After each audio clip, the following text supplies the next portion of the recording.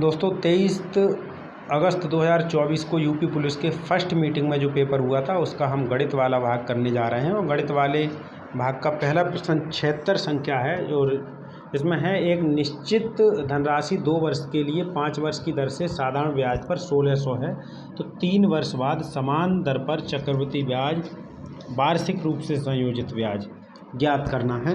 तो इसका दोस्तों उत्तर ऑप्शन जो है 2522 सही है, यानी कि सी सही है। अगला प्रश्न है कि 12 फरवरी 2022 से 11 फरवरी 2023 तक यानी एक वर्ष का 15% की दर से 73,000 पर साधारण ब्याज क्या होगा। तो दोस्तों इसका 10,950 होगा, यानी कि ऑप्शन सी सही हो जाएगा। अगला प्रश्न है 475 अंकित छूट और 475 अंकित मूल्य पर 15% की छूट पर जूते की एक खरीद पर कितनी छूट देनी होगी। तो दोस्तों ये 71 रुपया 25 पैसे बनेगी, यानी ऑप्शन ए सही होगा। अगला प्रश्न है कि एक दुकानदार वस्तु के अंकित मूल्य पर पहले 10% की छूट देता है, लेकिन छूट वाले मूल्य पर 8% की बिक्री कर लगाता है। यदि ग्राहक बिक्री कर सहित मूल्य के रूप में 34,020 रुपये का भुगतान करता है तो अंकित मूल्य क्या होगा। तो दोस्तों इसका जो अंकित मूल्य है वो 35,000 हो जाएगा, यानी ऑप्शन सी सही है।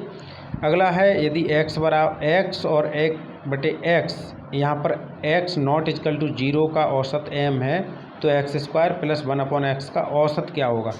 तो इसका जो उत्तर हो जाएगा 2m² - 1 हो जाएगा, यानी कि ऑप्शन ए इसका बिल्कुल सही है। अगला है 9 क्रमागत संख्याओं का औसत 132 है तो पहली और अंतिम संख्या का अंतर क्या होगा। तो इसका 16 होगा, यानी ऑप्शन ए सही है। अगला प्रश्न है चावल के प्रति किलोग्राम मूल्य में 25% की वृद्धि के परिणाम स्वरूप एक व्यक्ति 1200 में 6 किलोग्राम कम चावल खरीद पाता है, तो चावल का प्रति किलोग्राम प्रारंभिक मूल्य क्या होगा। तो इसका जो है 40 होगा, यानी ऑप्शन सी सही है।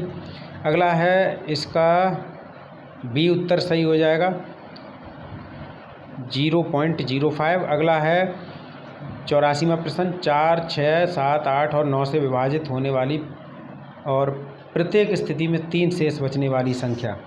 तो दोस्तों इसका जो है 84 का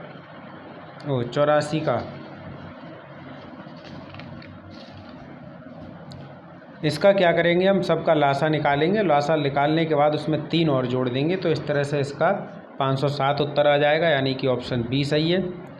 अगला प्रश्न है 30 टेबलों का लागत मूल्य 40 टेबलों के क्रय मूल्य के बराबर है तो हानि का प्रतिशत पूछा है।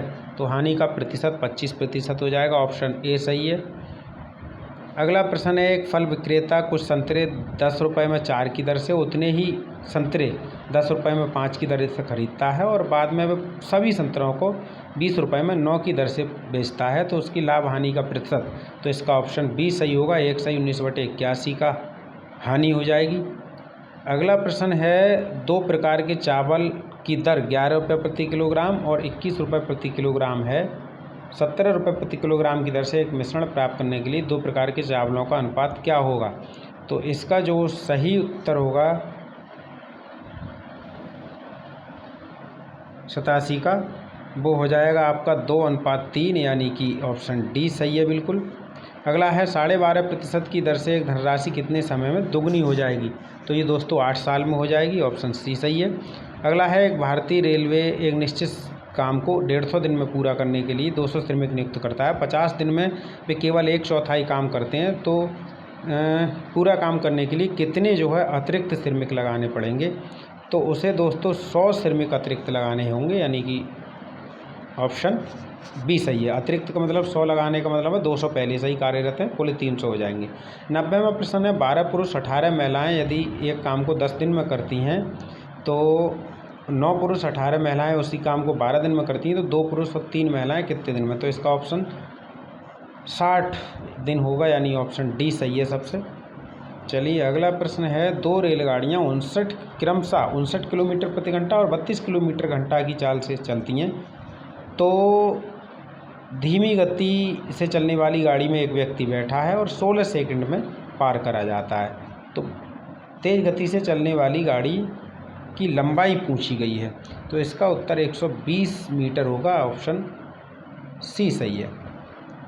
अगला प्रश्न है 92-67 मीटर लंबी ट्रेन को 10 सेकंड में 33 मीटर लंबी सुरंग को पार करती है। ट्रेन द्वारा 65 मीटर लंबे प्लेटफार्म पर खड़े व्यक्ति को पार करने में लगने वाला समय, तो इसका ऑप्शन बी सही होगा। अगला प्रश्न है निखिल और नीतू की आय 2:1 में है। वे 5:3 के अनुपात में खर्च करते हैं, 4:1 के अनुपात में बचत करते हैं। यदि निखिल और रीतू दोनों की कुल मिलाकर मासिक बचत 10,000 रुपये है तो उनकी मासिक आय कितनी होगी? तो इनकी मासिक आय हो जाएगी 28,000 14,000, यानी कि ऑप्शन 14 वो बी सही है।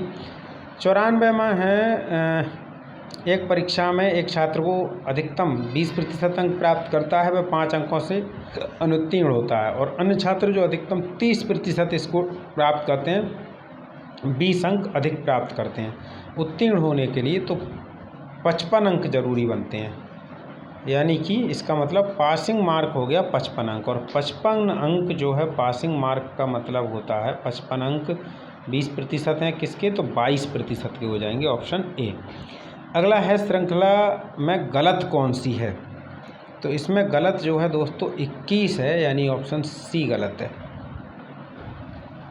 अगला है 96, इसमें क्यूब की संख्या यानी घनों की संख्या पूछी है, तो इसमें घनों की संख्या दोस्तों 24 हो जाएगी, ऑप्शन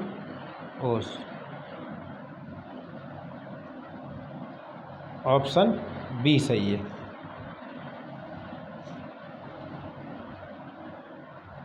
अगला है विषम को चुनिए 97 में, तो विषम जिसमें एजेड है, यानी कि ऑप्शन बी सही है इसका भी।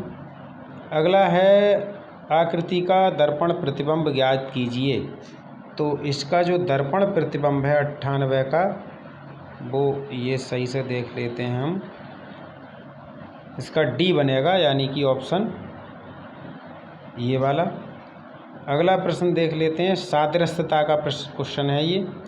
अंतरिक्ष यात्री अंतरिक्ष यान में बैठता है, ऐसे ही गोताखोर जो है पनडुब्बी में बैठेगा, यानी कि ऑप्शन बी सही हो जाएगा। अगला है एक सिलेंडर को उसके अक्ष में, तो इसका जो है उत्तर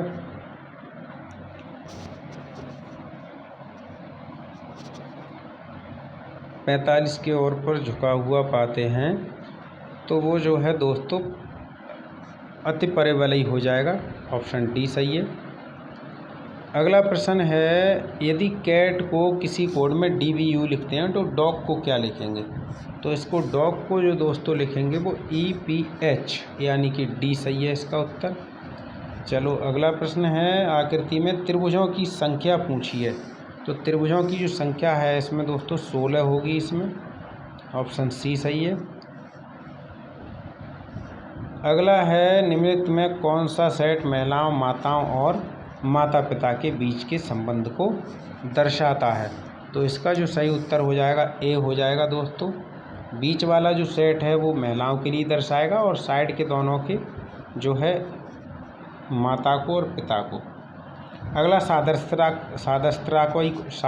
का क्वेश्चन है 104, दस्ताने हाथ में पहने जाते हैं, तो मौजे बहुत सरल प्रश्न है, पैर में पहने जाएंगे। अगला प्रश्न है कि 6 सदस्यों के परिवार में ABCD, और ये इसका जो उत्तर होगा 105 वाले का दोस्तों माँ होगा, पहला वाला सही है। अगला है 3 क्रमागत सम संख्याओं का योगफल 78 है, तो दूसरी सबसे बड़ी संख्या क्या होगी? तो इसका उत्तर दोस्तों 26 होगा। इसकी जो तीनों संख्याएं 24, 26, 28 होंगी, और दूसरी हो जाएगी ये। चलिए अगला प्रश्न है 107, अनीस की ओर इशारा करते हुए महिला ने कहा कि उसकी माँ मेरी माँ की इकलौती बेटी है, तो किस प्रकार का संबंध है? तो वो जो है माँ का संबंध है इसमें, ऑप्शन बी सही हो जाएगा। अगला है असमान संख्या ज्ञात करना है। असमान संख्या 108 में, तो 8 और 27 है, ऑप्शन बी सही है।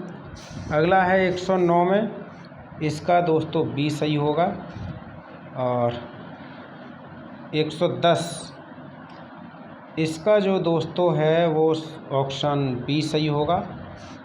और 111 इसका दोस्तों उत्तर 111 का सी सही हो जाएगा।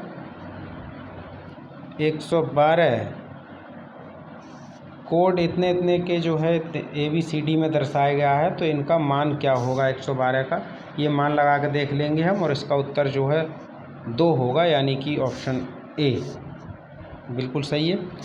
113 क्वेश्चन, इसकी अगली संख्या क्या आएगी, तो ये 2160 आएगी दोस्तों, यानी ऑप्शन ए।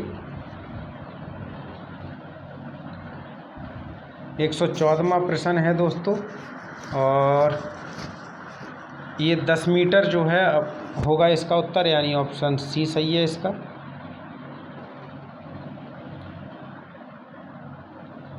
पाई चार्ट वाला अगला क्वेश्चन है, और पाई चार्ट वाले में इसमें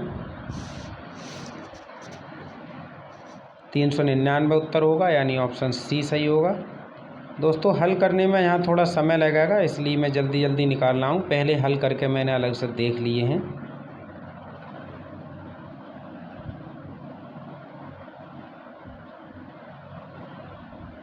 एक 116 प्रश्न है। 116 का जो है दोस्तों बी आ जाएगा। आप कहेंगे कि ये तो सब करते जा रहे हैं, मैंने अलग करके सब देख लिए हैं, उसके बाद मैं वीडियो अपलोड कर रहा हूँ। यहाँ पर करने के लिए बहुत समय लग जाएगा। अगला प्रश्न है 117 का उत्तर हो जाएगा दोस्तों डी। और 118 का जो प्रश्न होगा दोस्तों वो हो जाएगा आपका गोला। गोला जो है सभी से अलग है। 119 का जो उत्तर हो जाएगा वो दोस्तों गुआ का संबंध होगा, यानी ऑप्शन बी है। और 120वां जो प्रश्न है दोस्तों, इसमें हो जाएगा आपका यू, ऑप्शन सी। तो दोस्तों ये हो गए आपके रीजनिंग वाला पोर्शन। धन्यवाद।